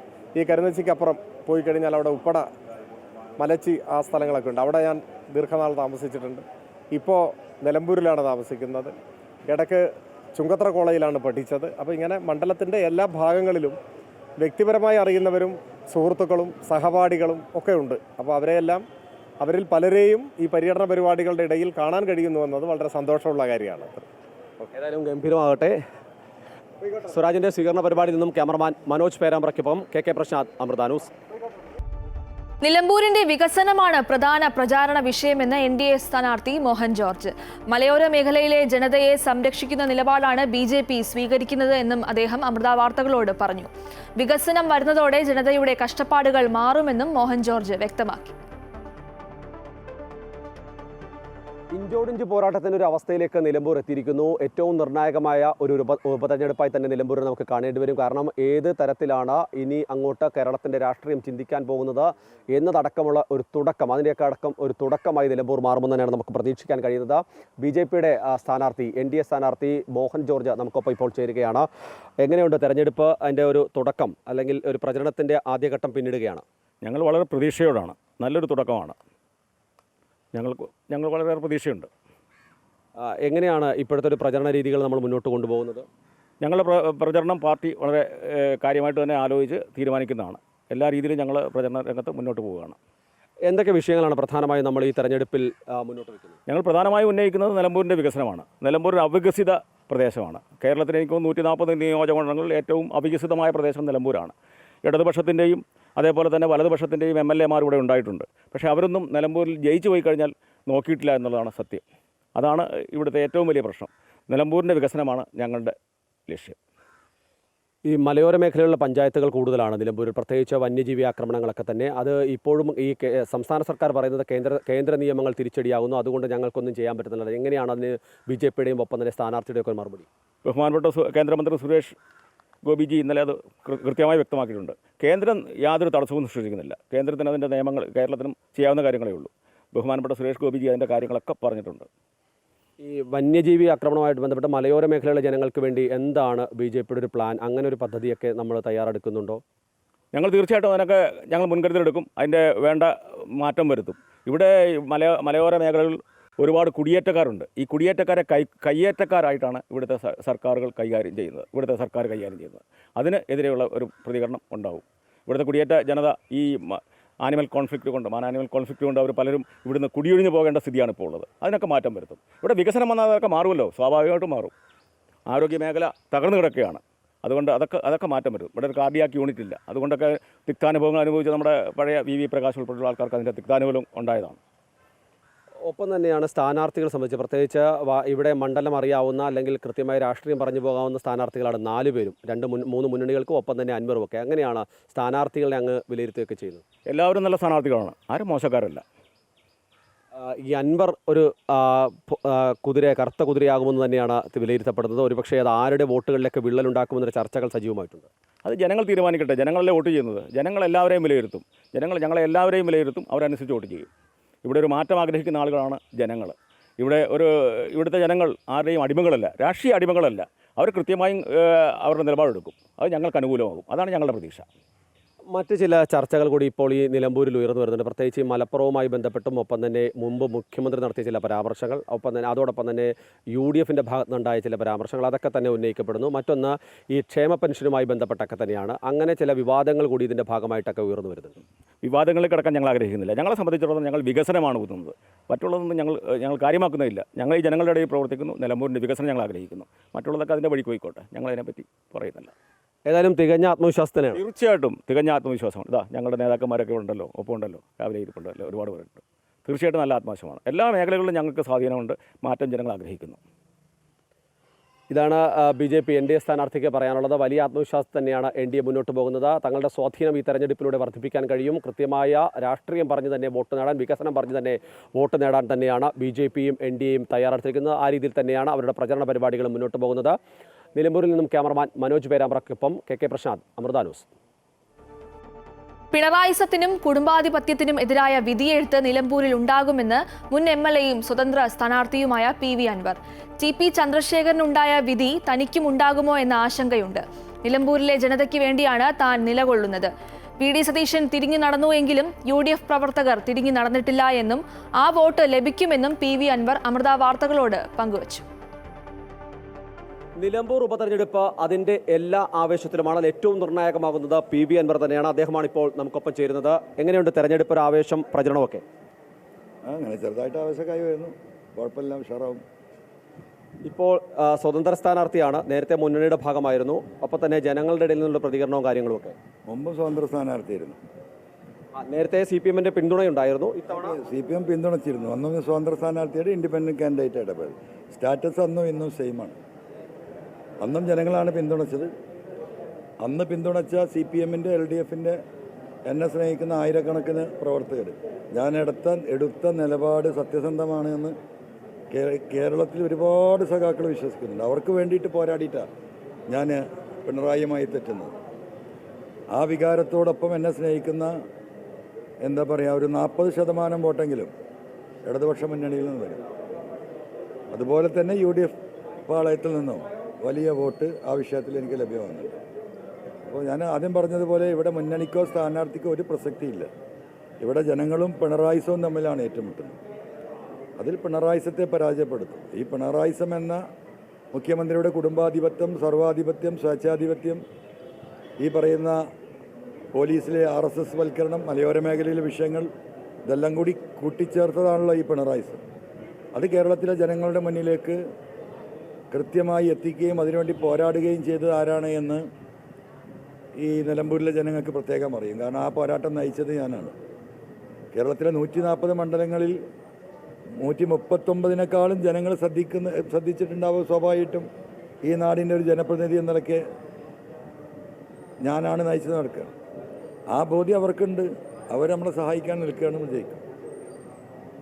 ഈ പിണറായി സത്തിനെതിരായ പോരാട്ടം ഒരുപക്ഷേ UDFന്റെ കൂടി ഒരു പിന്തുണ ഉണ്ടായിരുന്നില്ല, അതിനുള്ള ശ്രമമൊക്കെ അങ്ങ് നടത്തിയതാണ്. അതുണ്ടായിരുന്നെങ്കിൽ കുറെ കൂടി എളുപ്പമായിരുന്നു എന്നൊരു തോന്നലുണ്ടായിരുന്നു. അല്ല, UDFന്റെ പ്രവർത്തകർ ഈ വിഷയത്തിൽ അങ്ങനെ തന്നെയാണല്ലോ. UDFന്റെ ലീഡർഷിപ്പ് എടുത്ത മാനസികാവസ്ഥയിൽ തന്നെയാണ് ഈ പറയുന്ന സതീശൻ തിരിഞ്ഞു നടന്നെങ്കിലും പ്രവർത്തകർ തിരിഞ്ഞു നടന്നിട്ടില്ലല്ലോ. ഞാൻ ഇന്നലെ പറഞ്ഞല്ലോ, ഈ തെരഞ്ഞെടുപ്പ് കഴിഞ്ഞിട്ട് UDFന്റെ വാതിലൊന്ന് തള്ളി തുറക്കാൻ UDF പ്രവർത്തകരെയും കൂട്ടി പറ്റുമെന്ന് ഞാനൊന്ന് നോക്കട്ടെ എന്ന് പറഞ്ഞിട്ടുണ്ടല്ലോ. അതൊരു വസ്തുതയാണ്. ഇപ്പോൾ അല്പസമയം മുമ്പ് പറഞ്ഞത് ഒരുപക്ഷെ ഇതിൻ്റെ അകത്ത് നിന്നിരുന്നെങ്കിൽ, അല്ലെങ്കിൽ ഈ വിരുദ്ധ നിലപാടൊക്കെ എടുത്താൽ TPയുടെ ഒരു ഗതി തനിക്ക് വരുമോ എന്നൊരു ആശങ്കയടക്കം അങ്ങ് പങ്കുവെക്കും. ആശങ്ക എനിക്കുണ്ട്. ആശങ്കയുണ്ട്. ഈ ഉപതെരഞ്ഞെടുപ്പും ഇനിയുള്ള നിയമസഭാ തെരഞ്ഞെടുപ്പും വരാനിരിക്കുന്നതുകൊണ്ട് മാത്രമാണ് ഞാൻ ഈ ഫ്രീ ആയിട്ട് നടക്കുന്നത്. സ്വാഭാവികമായിട്ടും നല്ല അനുഭവ പരിജ്ഞാനമുള്ള ആ കാര്യത്തിൽ അതിൻ്റെ നേതാക്കന്മാർ ചിലരൊക്കെ ഉണ്ടല്ലോ. പലരും ഇപ്പോൾ വിട്ടുപോയി. അവരൊക്കെ സൈഡ് ലൈൻ ചെയ്യപ്പെട്ടു. ഈ പാർട്ടിക്ക് വേണ്ടിയിട്ട് രക്തസാക്ഷികളായ കുടുംബത്തെ കുറിച്ചൊന്നും പിണറായിയുടെ ഓഫീസിനൊരു ഓർമ്മയില്ല. അതൊക്കെ കണ്ണൂരൊക്കെ പോകുമ്പോൾ നിങ്ങൾക്ക് മനസ്സിലാവും. അതിൽ പ്രതിയാക്കപ്പെട്ട പാവപ്പെട്ട കുറേ സഖാക്കളുണ്ട്. പലരും ജയിലിലുണ്ട്, പലരും പുറത്തുണ്ട്. അവരൊക്കെ എന്നെ എന്താ പറയുക, ആ പോരാട്ടം തുടങ്ങിയ സമയം തൊട്ട് എന്നെ കോണ്ടാക്ട് ചെയ്യാറുണ്ട്. അപ്പോൾ ഇത് മൊത്തത്തിൽ ഒരു എന്താ പറയുക, 19 കൊല്ലത്തെ ഒരു കമ്മ്യൂണിസ്റ്റ് പാർട്ടിയുടെ ഒരു ചരിത്രം അതിനാകെ മാറ്റിമറിക്കുകയല്ലേ പിണറായി ചെയ്തത്. VS അച്യുതാനന്ദൻ ആരോഗ്യത്തോടു കൂടി ഇരിക്കുന്നുണ്ടായിരുന്നെങ്കിൽ ഇങ്ങനെയൊരു മാറ്റം ആ പാർട്ടിക്ക് വരുമായിരുന്നു. പൂർണ്ണമായിട്ടും മുതലാളിത്ത പാതയിലേക്ക് വഴുതിപ്പോയല്ലോ. സമ്പത്തുണ്ടാക്കുന്ന മുഹമ്മദ് റിയാസ് എന്നാണോ പിണറായിയുടെ വീട്ടിലേക്ക് കാലെടുത്ത് വച്ചത്, അവിടെയാണ് ഇതിൻ്റെ പിഴവ് വരുന്നത്. 21 വരിക വലിയ കുഴപ്പമില്ല. 16, 21, 26 നടന്നു നീങ്ങുമ്പോഴാണ് ഈ കുടുംബാധിപത്യത്തിൻ്റെ അതിപ്രസരവും ഇദ്ദേഹത്തിന് കുടുംബത്തോടും മക്കളോടുമുള്ള എന്താ പറയുക അതിതീവ്രമായ അവരോടുള്ള കരുതലും അവരോടുള്ള സ്നേഹമൊക്കെ പ്രകടിതമാകുന്നത്. അതിൻ്റെ ഒരു ദുരന്തഫലം ഈ പാർട്ടി സംസ്ഥാനത്തൊട്ടാകെ അനുഭവിക്കല്ലേ. ഇപ്പോൾ തൊഴിലാളി വർഗ പാർട്ടി ആശാസമരത്തോടെടുത്ത നിലപാട് നമുക്കറിയാലോ. ആ പാർട്ടിക്ക് ഈ സഹോദരിമാരവിടെ പട്ടിണി കിടന്ന് സമരം നടത്തുമ്പോൾ 21 PSC മെമ്പർമാരുടെ ശമ്പളം 2.25 ലക്ഷത്തിൽ നിന്ന് 4.5 ആക്കാൻ ഒരു മടിയില്ല. ആ ലിസ്റ്റ് പരിശോധിച്ചാൽ അറിയാം എന്തുകൊണ്ടാണ് മടിയില്ലാത്തതെന്ന്. അത് കഴിഞ്ഞ് നേരെ പോകുന്ന അദാനി ഞങ്ങളുടെ പാർട്ട്ണറാണ് എന്ന് പറഞ്ഞ് ആവേശം കൊള്ളുകയാണ് സഖാക്കളല്ല, ഈ പറയുന്ന കോർപ്പറേറ്റസത്തിൻ്റെ ഭാഗമായി ഈ പറയുന്ന പിണറായിസത്തിൽ അലിഞ്ഞു ചേർന്ന വാസവൻ മിനിസ്റ്റർ അടക്കം. അപ്പോൾ ഇതൊക്കെ ഈ പാവപ്പെട്ട മനുഷ്യർ കാണുന്നുണ്ട്. ഈ ഭൂമിയിലൂടെ നടക്കുമ്പോൾ എനിക്കത് ഫീൽ ചെയ്യുന്നുണ്ട്. ആ ഫീലിംഗ് ഈ പാവങ്ങൾക്ക് എന്തെങ്കിലും ചെയ്യാൻ കഴിയുമോ? എൻ്റെ പ്രകടനത്തിലേക്ക് കടന്നു വരാനും മുഷ്ടി ചുരുക്കി അതിശക്തമായി മുദ്രാവാക്യം വിളിക്കാനും സഖാക്കൾക്ക് ആഗ്രഹമുണ്ട്. പക്ഷെ വരാൻ കഴിയില്ല അവർക്ക്. അവർ സർക്കാരിൻ്റെ സഹായമില്ലാതെ ജീവിതത്തിൻ്റെ രണ്ടറ്റം മുട്ടിക്കാൻ പ്രയാസപ്പെടുന്നവരാണ്. അവിടെ കണ്ണുരുട്ടി പേടിപ്പിക്കും, അവരുടെ റേഷൻ കാർഡ് വെട്ടും, അവരുടെ ലൈഫ് പദ്ധതിയിൽ 2ാമത്തെ ഗഡു കിട്ടൂല, അങ്ങനെ നിരവധിയായ വിഷയങ്ങൾ. അപ്പം അവരൊക്കെ ഹൃദയം നൊന്ത് നിൽക്കുകയാണ്. ഒരാളും കാണാത്തൊരു ദിവസമാണല്ലോ 23-ാം തീയതി വരാൻ പോകുന്നത്. ആൻറ്റി പിണറായിസത്തിൻ്റെ വേരുകൾ ആ കത്രിക ചിഹ്നം കൊണ്ട് ഈ പാവപ്പെട്ട തൊഴിലാളി സഖാക്കൾ ഇങ്ങനെ വെട്ടി വീഴ്ത്തുന്നത് 23-ാം തീയതി വോട്ടെണ്ണുമ്പോൾ നമുക്ക് കാണാം. മറ്റു ചോദ്യം കൂടി. ഇപ്പോൾ നിലമ്പൂരിൽ വളരെ പെട്ടെന്നാണ് സ്വരാജ് സ്ഥാനാർത്ഥിത്വത്തിലേക്ക് വരുന്നത്. ഒപ്പം തന്നെ ഷൗക്കത്താണ്. ഇവർ രണ്ടുപേരും ഒരു ഫാക്ടർ ആവില്ല എന്ന് തന്നെയാണ് ഞങ്ങൾ പറയുന്നത്. അങ്ങയുടെ വോട്ടുകളിലൊന്നും തന്നെ ഇതൊന്നും ഒരു വിള്ളൽ വീഴ്ത്തില്ല. ഞാൻ പറഞ്ഞില്ലേ, ജനങ്ങളുടെ റെപ്രസെൻറ്റേഷനാണ് ഞാൻ നടത്തുന്നത്. ജനങ്ങൾ എന്ന് പറയുന്നത് ഈ രാഷ്ട്രീയമുള്ളവരും ഇല്ലാത്തവരും വിവിധ ജാതി മതങ്ങളൊക്കെ ചേർന്നാണല്ലോ പൊതുസമൂഹം എന്ന് പറയുന്നത്. ആ പൊതുസമൂഹത്തിൽ എല്ലാവരും ഉൾപ്പെടും. എല്ലാ വിഭാഗത്തിൻ്റെയും വോട്ടുണ്ടാവും. അപ്പോൾ എപ്പോൾ പറയുമ്പോഴൊന്നും നിങ്ങൾക്കത് ഉൾക്കൊള്ളാൻ കഴിയില്ല. മനസ്സിലായോ? അൺഇമാജിനബിൾ എന്നൊക്കെ നിങ്ങൾക്ക് ഇങ്ങനെ ഈ ചങ്ങാതി എന്താ ഇരുന്നിട്ട് ഈ വിഡിത്തം പറയുന്നതെന്ന് തോന്നുന്നുണ്ടാവും. We will see on 23rd. Thank you. ഇതാണ് PV അൻവറിന് പറയാനുള്ളത്. അതായത് നിലമ്പൂരിൽ PV അൻവർ വലിയ വോട്ട് നേടുകയും ഒപ്പം തന്നെ മുന്നണികൾക്ക് അപ്പുറത്തേക്ക് കൃത്യമായ രാഷ്ട്രീയം പറഞ്ഞുകൊണ്ട് തന്നെ ജനങ്ങളുടെ വോട്ട് നേടാൻ കഴിയുമെന്ന് തന്നെയാണ് അദ്ദേഹം പറയുന്നത്. മാത്രമല്ല നിലമ്പൂരിൽ LDFനും UDFനും ഒന്നും ചെയ്യാൻ കഴിയില്ലെന്ന് പറഞ്ഞുകൊണ്ട് തന്നെയാണ് PV അൻവർ വോട്ട് നേടുകയും ചെയ്യുന്നത്. മനോജ് പേരാമ്പ്രയ്ക്കൊപ്പം KK പ്രശാന്ത്, അമൃത ന്യൂസ്. ഉപതെരഞ്ഞെടുപ്പിന്റെ പോരാട്ട ചൂടിലാണ് നിലമ്പൂർ. മണ്ഡലത്തിലെ വികസനമാണ് പ്രധാന ചർച്ചാ വിഷയം. പ്രമുഖരെ കണ്ട് വോട്ട് തേടുകയാണ് മുന്നണി സ്ഥാനാർത്ഥികൾ. വിവരങ്ങളുമായി നിലമ്പൂരിൽ നിന്നും KK പ്രശാന്ത് ഉണ്ട്. പ്രശാന്ത്, നിലമ്പൂരിൽ പ്രചരണം മുറുകുന്നു. പെരുന്നാൾ ആഘോഷങ്ങൾക്കിടയിലും പ്രചരണത്തിൽ സജീവമായിരിക്കുകയാണ് മുന്നണികളും. എന്തൊക്കെയാണ് അവിടുത്തെ വിശേഷങ്ങൾ?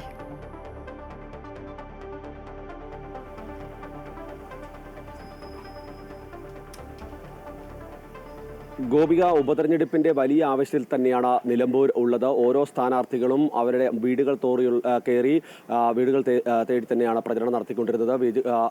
ഇന്നിപ്പോൾ പെരുന്നാളായതുകൊണ്ട് തന്നെ അത്തരത്തിലുള്ളൊരു ക്രമീകരണം സ്ഥാനാർത്ഥികളുടെ ഭാഗത്തു നിന്നില്ല.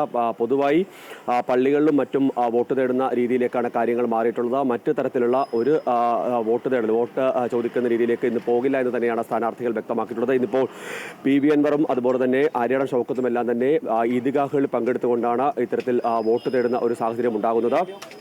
അതേസമയം തന്നെ വാശിയേറിയ പോരാട്ടം തന്നെ നിലമ്പൂരിൽ എന്ന് പറയേണ്ടി വരും. കാരണം ആർക്ക് ഒരു മേൽക്കൈ എന്ന് പറയാവുന്നൊരവസ്ഥയിലേക്ക് നിലമ്പൂരിൽ ഇതുവരെ കാര്യങ്ങൾ എത്തിയിട്ടില്ല. അത്രയധികം വാശിയേറിയ പോരാട്ടമാണ്. ഏത് തരത്തിലും അടിയൊഴുക്കുകൾ ഉണ്ടാകാം. ഒരു കൃത്യമായ ഒരു പോളിംഗ് സംവിധാനത്തിലേക്കോ അല്ലെങ്കിൽ ഒരു നിർണയത്തിലേക്കോ എത്താവുന്നൊരവസ്ഥയിലേക്ക് നിലമ്പൂരിലെ പ്രചരണം ഇപ്പോഴും എത്തിയിട്ടില്ല. അൻവർ തന്നെയാണ് പ്രധാന ഒരു ഫാക്ടർ എന്ന് നമുക്ക് പറയേണ്ടി വരും. ഏത് തരത്തിൽ അൻവറിലേക്ക് ആരുടെ വോട്ടുകളൊക്കെ പോകും എന്നതനുസരിച്ചിരിക്കും കാര്യങ്ങളുടെ ഒരു സ്ഥിതി. പ്രത്യേകിച്ച് ND അടക്കം മലയോര മേഖലയിലെ വോട്ട് വളരെ ശക്തമായി തന്നെ പിടിക്കാൻ കഴിയുന്ന തരത്തിലൊക്കെ തന്നെ കാര്യങ്ങളുണ്ട്. അതുകൊണ്ട് തന്നെ അത്തരം സാഹചര്യങ്ങളൊക്കെ തന്നെ ഇതിൽ ഏറ്റവും പ്രധാനപ്പെട്ടത് തന്നെയാണ്. അതിലും PV അൻവർ ഇപ്പോൾ ഈ പള്ളിയിൽ നിസ്കാര ചടങ്ങുകൾ പങ്കെടുത്ത ശേഷം മടങ്ങി വരുന്ന ദൃശ്യങ്ങളാണ് നമ്മൾ കാണുന്നത്. അല്പസമയത്തിനകം തന്നെ അദ്ദേഹം മാധ്യമങ്ങളെ കാണും. ആര്യാടൻ ഷൗക്കത്തും ഇതിനടുത്ത പള്ളിയിൽ തന്നെയാണ് ഈദ്ഗാഹിൽ പങ്കെടുക്കുന്നത്. ഏതായാലും വാശിയേറിയ പോരാട്ടം, സർക്കാരിൻ്റെ വികസനങ്ങളുമായി ബന്ധപ്പെട്ട ചർച്ചകൾ തന്നെയാണ് പ്രധാനമായും ഇപ്പോൾ ഈ മുന്നണികളും ഒപ്പം തന്നെ മറ്റ് സ്വതന്ത്ര സ്ഥാനാർത്ഥികളും എല്ലാം തന്നെ ഒരുക്കി വെക്കുന്നത്. അൻവർ ഇപ്പോൾ മാധ്യമങ്ങളെ കാണാനായി എത്തിയിട്ടുണ്ട്. പിന്നെ പയ്യൻ ആരെയൊക്കെ ഇവിടെ ഉണ്ടാവില്ലേ?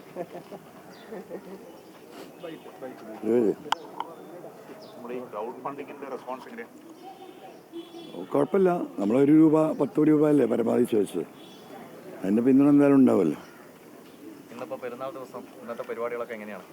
ഇന്ന് പ്രത്യേകിച്ച് എന്താ പറയുക, സാധാരണ ഇന്നലെ മിനിയാന്നൊക്കെ ഉള്ളതുപോലത്തെ ദിവസം. പിന്നെ പെരുന്നാൾ എന്ന നിലക്ക് നമ്മൾ കുറച്ച് ആളുകളെയൊക്കെ കാണാൻ സൗകര്യമുണ്ടല്ലോ, എല്ലാവരും വീട്ടിലുണ്ടാവുമല്ലോ. അങ്ങനെ കാണാൻ ഉദ്ദേശിക്കുന്നത്. ഇല്ല, പെരുന്നാൾ ഇവിടെ നടക്കുമ്പോൾ നമ്മൾ ആലോചിക്കേണ്ടത്, ഇപ്പോൾ ഉത്തരേന്ത്യയിലെ പെരുന്നാളിൻ്റെ സ്ഥിതി നമ്മൾ കാണുന്നുണ്ട്. ഒരുപാട് മസ്ജിദുകൾ പൂട്ടപ്പെട്ടിരിക്കുകയാണ്. പല സ്ഥലങ്ങളിലും ഈദ്ഗാഹ് നടത്താൻ പാടില്ല എന്ന തെറ്റൂരമുണ്ട്. അപ്പോൾ ഈ അവസ്ഥ ഇപ്പോൾ മണിപ്പൂരിൽ ക്രിസ്മസ് ഉണ്ടായിട്ടില്ല. അപ്പം ഈ ഒരു ഇന്ത്യ എന്തായിരുന്നു, ഈ ഇന്ത്യയുടെ യാത്ര എങ്ങോട്ടാണ്, അതിലേക്ക് ആ സംഘപരിവാറിൻ്റെ അജണ്ടയിലേക്ക്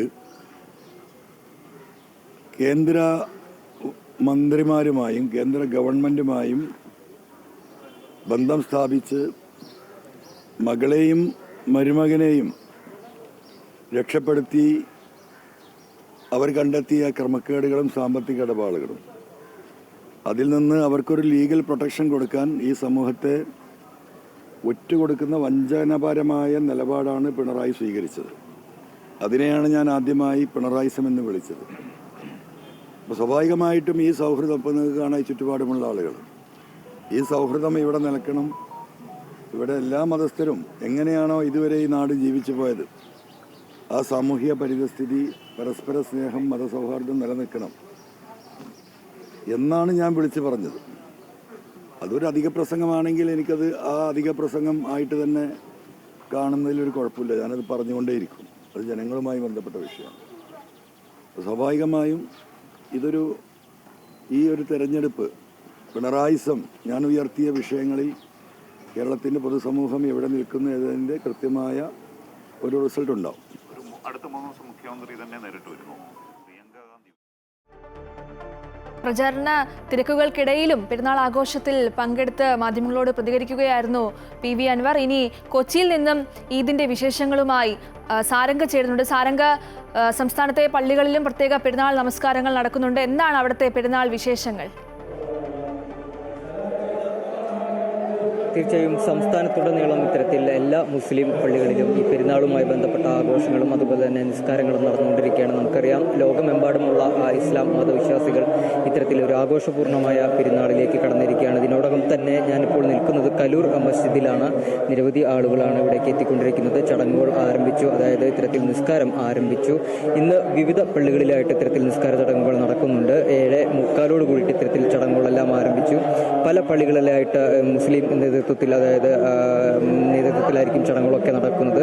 പ്രധാനമായും കലൂർ ജമാ മസ്ജിദിൽ സയ്യിദ് സലാഹുദ്ദീൻ ബുഖാരിയുടെ നേതൃത്വത്തിൽ രാവിലെ 7:45 കൂടിയിട്ട് ഇത്തരത്തിൽ ചടങ്ങുകൾ ആരംഭിച്ചു. അതുപോലെ തന്നെ കലൂർ ഹിയാദത്തുൽ ഇസ്ലാം ഖദർ ജുമാ മസ്ജിദിൽ സുബൈർ സലാക്കി മേലാറ്റൂരിന്റെ നേതൃത്വത്തിലും ചടങ്ങുകൾ ആരംഭിച്ചു. ഈ ചടങ്ങുകൾക്ക് ശേഷം ഇത്തരത്തിൽ ഈ വിശ്വാസികൾ ഒന്നടങ്കം വീട്ടിലേക്ക് പിരിഞ്ഞു പോവുകയും തുടർന്നാണ് വീടുകളിൽ ഇത്തരത്തിലുള്ള ആഘോഷങ്ങളും നടക്കുന്നത്. അതായത് മറ്റ് ബന്ധുവീട്ടുകളിലേക്കും അതുപോലെ തന്നെ പല സുഹൃത്തുക്കളുടെയും ബന്ധുവീട്ടുകളിലേക്ക് ഉൾപ്പെടെ ഇത്തരത്തിൽ പെരുന്നാളിന്റെ ആശംസകളും നേർന്നുകൊണ്ട് അല്ലെങ്കിൽ അത്തരത്തിലുള്ള ആഘോഷപൂർവ്വമായ ചടങ്ങുകളായിരിക്കും ഇതിന് ശേഷം നടക്കുക. എന്തിനായാലും വിശ്വാസികൾ ഒന്നടങ്കം പള്ളിയിൽ മുസ്ലിം പള്ളിയിൽ എത്തിച്ചേർന്നിട്ടുണ്ട്. വിശദമായ ചടങ്ങുകൾക്കൊക്കെ ശേഷം തന്നെ ഇത്തരത്തിൽ പൂർത്തിയായ ശേഷം ഇവർ മടങ്ങും. മടങ്ങിയ ശേഷം ഇത്തരത്തിൽ വീടുകളിലേക്കും മറ്റും മടങ്ങി ബന്ധുവീടുകളിലേക്കും. പള്ളികളിൽ പ്രത്യേക പ്രാർത്ഥനകൾ നടക്കുന്നുണ്ട്. പെരുന്നാൾ ആഘോഷ നിറവിലാണ് വിശ്വാസികൾ. സാരംഗാണ് വിവരങ്ങൾ നൽകിയത്. മറ്റു വാർത്ത നോക്കാം. മുണ്ടക്കൈ ചുരൽമല ഉരുൾപൊട്ടൽ ദുരന്തബാധിതർക്കായി അമൃത വിശ്വവിദ്യാപീഠത്തിന്റെ നേതൃത്വത്തിൽ Amrita sustainable livelihood and disaster resilience പദ്ധതിയിലൂടെ തൊഴിൽ പരിശീലനം പൂർത്തിയായവർക്കായുള്ള സർട്ടിഫിക്കറ്റ് വിതരണം ഈ മാസം നടക്കും. സദ്ഗുരു ശ്രീ മാതാ അമൃതാനന്ദമയി ദേവിയുടെ നിർദ്ദേശപ്രകാരമായിരുന്നു ദുരന്തബാധിതർക്കായി തൊഴിൽ പരിശീലന പദ്ധതി നടപ്പാക്കിയത്. ദുരന്തശേഷം അമൃത സർവകലാശാലയ്ക്ക് കീഴിലുള്ള school of social and behaviour science department ദുരന്തബാധിതരുടെ ഇടയിൽ സർവേ നടത്തിയിരുന്നു. തുടർന്നാണ് നൈപുണ്യ വികസന പദ്ധതിയുടെ ഭാഗമായി തൊഴിൽ പരിശീലനം നൽകിയത്. സർവ്വതും നഷ്ടമായവരുടെ ജീവിത നിലവാരം മെച്ചപ്പെടുത്തുക എന്നതായിരുന്നു പദ്ധതിയുടെ ലക്ഷ്യം. 87 പേർക്ക് തയ്യൽ പരിശീലനവും 25 പേർക്ക് കമ്പ്യൂട്ടർ സാങ്കേതിക വിദ്യയിലും പരിശീലനം നൽകി. കൊച്ചി അമൃത ആശുപത്രിയുടെ കീഴിലുള്ള ക്ലിനിക്കൽ സൈക്കോളജി വിഭാഗത്തിന്റെ നേതൃത്വത്തിൽ മെന്റൽ ഹെൽത്ത് കൗൺസിലിംഗും ഏർപ്പെടുത്തിയിരുന്നു. സദ്ഗുരു ശ്രീ മാതാ അമൃതാനന്ദമയി ദേവിയുടെ സങ്കല്പം വിജയകരമായി പൂർത്തീകരിക്കാൻ സാധിച്ചുവെന്ന് മേപ്പാടി മഠാധിപതി സ്വാമി വേദാമൃതാനന്ദപുരി പറഞ്ഞു. നമുക്കറിയാം, ഇത്രത്തോളം അമ്മയുടെ ഒരു വലിയൊരു വീക്ഷണമാണ് ഈ ചുരൽമല ദുരന്തം ഉണ്ടായതിനെ തുടർന്നുള്ള സ്ത്രീകളുടെ ദുഃഖങ്ങളും പ്രയാസങ്ങളും. ഒരുപാട് പേര് വീട് നഷ്ടപ്പെട്ടവർ, അതുപോലെ തന്നെ മനഃശാസ്ത്രപരമായി വളരെ ഇവർക്ക് ബുദ്ധിമുട്ട് മാനസിക പ്രശ്നങ്ങളുള്ളവർക്കും നമ്മുടെ യൂണിവേഴ്സിറ്റിയിലെ ആളുകൾ ഇന്ന് കൗൺസിലിംഗ് കൊടുത്തിട്ടുണ്ട്. ഇങ്ങനെ സമഗ്രമായ ഒരു ട്രെയിനിങ് പ്രോഗ്രാമായിരുന്നു ഇവിടെ നടന്നുകൊണ്ടിരുന്നത്. അതിനു മുമ്പ് തന്നെ നമ്മൾ കൃത്യമായി യൂണിവേഴ്സിറ്റിയുടെ ആളുകൾ വന്ന് പഠനം നടത്തിയവർക്ക് ഏത് രീതിയിലുള്ള തൊഴിലുകളാണ് ഇവർക്ക് ഭാവിയിലേക്ക് കൊടുക്കാൻ പറ്റുക എന്നുള്ളതിനെ ചിന്തിച്ചു. അങ്ങനെയാണ് തയ്യൽ പരിശീലനവും കമ്പ്യൂട്ടറും ഇവർക്ക് നാളെ ഒരു തൊഴിൽ കണ്ടെത്താൻ സഹായിക്കുന്ന രീതിയിലുള്ള ഒന്നാണ് ഉണ്ടായിട്ടുള്ളത്. അങ്ങനെ ഇത് പൂർത്തീകരിച്ചിരിക്കുകയാണ്. വിജയകരമായി പൂർത്തീകരിച്ച് ഇനി അതിൻ്റെ സർട്ടിഫിക്കറ്റ് വിതരണം എന്ന ചടങ്ങാണ് നടക്കുന്നത്. അമ്മയുടെ ഒരു വലിയ സങ്കല്പത്തിലുള്ള ഒരു പ്രോജക്റ്റാണത്. അത് ഒരുപാട് പേർക്ക് അതിൻ്റെ സാന്ത്വനവും കിട്ടി, തൊഴിൽ പരിശീലനവും കിട്ടിയിരിക്കുന്നത്. പരിശീലന കാലയളവിൽ 3000 രൂപ വീതം സ്റ്റൈപ്പൻഡും നൽകി. ചൂരൽമല മദ്രസയിലും മേപ്പാടി മഠം കേന്ദ്രീകരിച്ചുമായിരുന്നു പരിശീലനം. ഈ മാസം 11 നടക്കുന്ന സർട്ടിഫിക്കറ്റ് വിതരണ ചടങ്ങിൽ collector DR Meghashree, T Siddique MLA തുടങ്ങിയവർ പങ്കെടുക്കും. അമൃത ന്യൂസ്, വയനാട്. ചിന്മയ മിഷൻ വജ്ര ജൂബിലിയുടെ ഭാഗമായി 2 ലക്ഷം പേർ പങ്കെടുക്കുന്ന മെഗാ ഗീത ചൊല്ലൽ മത്സരങ്ങളുടെ ബ്രോഷർ പ്രകാശനം ചെയ്തു. വള്ളിക്കാവ് അമൃതപുരിയിൽ നടന്ന ചടങ്ങിൽ സദ്ഗുരു ശ്രീ മാതാ അമൃതാനന്ദമയി ദേവിയാണ് പ്രകാശന കർമ്മം നിർവഹിച്ചത്. ചിന്മയ മിഷൻ കേരള മേധാവി സ്വാമി വിവിക്താനന്ദ സരസ്വതി അധ്യക്ഷത വഹിച്ചു. മാതാ അമൃതാനന്ദമയി മഠം വൈസ് ചെയർമാൻ സ്വാമി അമൃത സ്വരൂപാനന്ദപുരി, സ്വാമി ധ്യാനാമൃതാനന്ദപുരി, സ്വാമിനി ശിവപ്രിയാമൃത പ്രാണ, ബ്രഹ്മചാരിമാരായ Sharanamrita Chaitanya, Shushrushamrita Chaitanya, Chinmaya Seva Trust Kerala chief Sevak R Suresh Mohan, Swami Abhayananda Saraswati, ബ്രഹ്മചാരിമാരായ നിഖിൽ സുധീഷ് എന്നിവർ പ്രകാശന കർമ്മത്തിൽ പങ്കെടുത്തു. ഗീതാ ചൊല്ലൽ സംസ്ഥാന സംയോജക ബ്രഹ്മചാരിണി ദിശ ചൈതന്യ ഗീതാ ചൊല്ലൽ മത്സരത്തെക്കുറിച്ച് വിശദീകരിച്ചു. സ്കൂൾ കോളേജ് വിദ്യാർത്ഥികൾക്ക്, പൊതുജനങ്ങൾ എന്നിവർക്കായാണ് മത്സരം സംഘടിപ്പിച്ചിട്ടുള്ളത്. സെപ്റ്റംബർ 18-ന് മെഗാ ഗീതാ ചൊല്ലൽ മത്സരങ്ങൾക്ക് തുടക്കമാകും.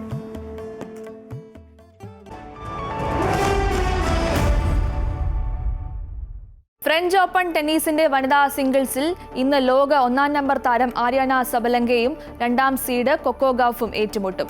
ഇതാദ്യമായാണ് സബലങ്ക ഫ്രഞ്ച് ഓപ്പണിന്റെ ഫൈനലിൽ എത്തുന്നത്. കൊക്കോയുടെ 2-ാം ഫൈനലാണ് ഇത്. ഇതോടെ ഗുഡ് മോർണിംഗ് കേരളം പൂർണ്ണമാകുന്നു. കൂടുതൽ വാർത്തകൾക്കായി അമൃത ന്യൂസ് യൂട്യൂബ് ചാനൽ കാണുക. നമസ്കാരം.